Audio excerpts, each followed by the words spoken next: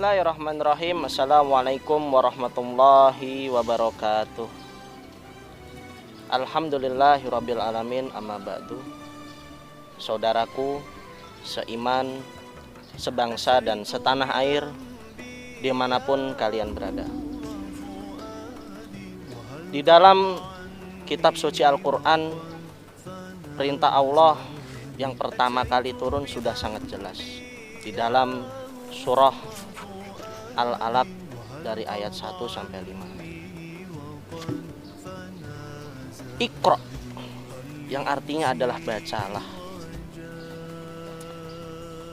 Sebagai umat Islam, sudah seharusnya dan sudah sepatutnya kita menjalankan perintah tersebut. Kita bisa lihat dalam sejarah di masa Daulah Umayyah dan Daulah Abbasiyah, representasi dari perintah Allah tersebut yang menghasilkan suatu era atau suatu zaman, the golden age of Islam. Maka sebagai umat Islam modern atau umat Islam masa kini, kita sudah seharusnya melihat sejarah tersebut dan menjadikannya sebagai guru kehidupan kita di masa kini untuk menyongsong kehidupan kita di masa depan. Umat Islam yang tidak mau membaca, maka ia sudah tergolong ke dalam golongan yang ingkar, karena ia tidak mau menjalankan perintah Allah yang pertama. Saudara-saudara sekalian, perintah Allah yang pertama itu bukanlah kita ini disuruh puasa, disuruh sholat, disuruh zakat, bukan. Tapi disuruh membaca. Membaca berarti kita disuruh belajar. Di dalam kitab Minhajus Sawiyah, di situ tertulis bahwa ketaatan tanpa ilmu itu akan sia-sia. Berarti kedudukan ilmu dengan ketaatan itu lebih tinggi ilmu. Kalau kita menjalankan ibadah tanpa ilmu, ya itu tidak akan ada nilai apa-apa di mata Allah Subhanahu wa taala. Dan kita juga di dalam menjalankan muamalah kita terhadap sesama manusia, kalau tidak didasarkan dengan ilmu, itu akan sia-sia.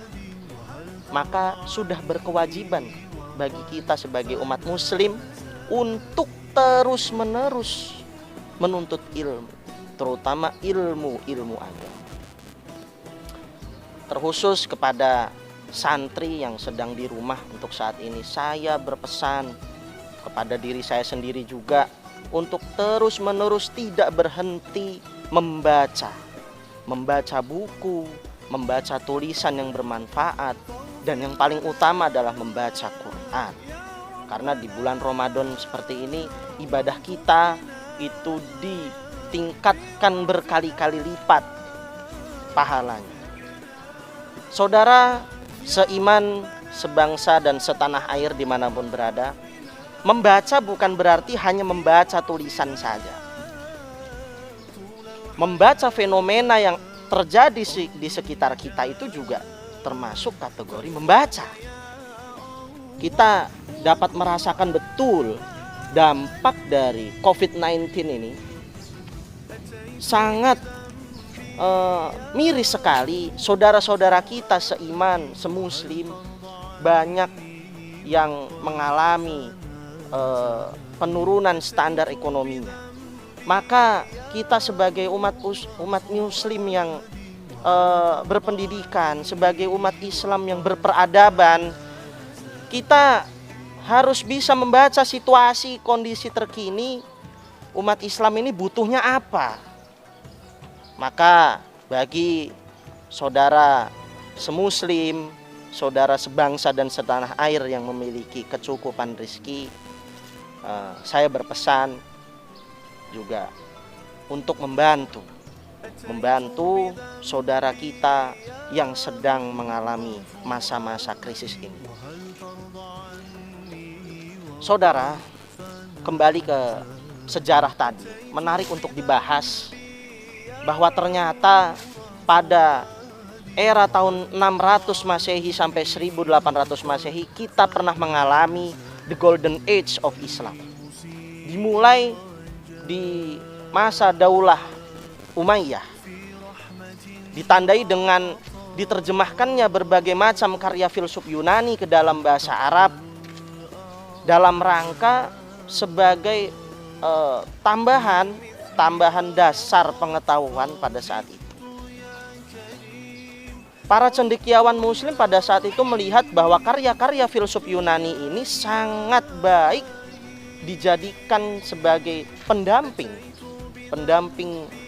keilmuan, karena di dalamnya terdapat tulisan-tulisan yang sangat memacu keinginan umat manusia untuk terus-menerus menuntut ilmu.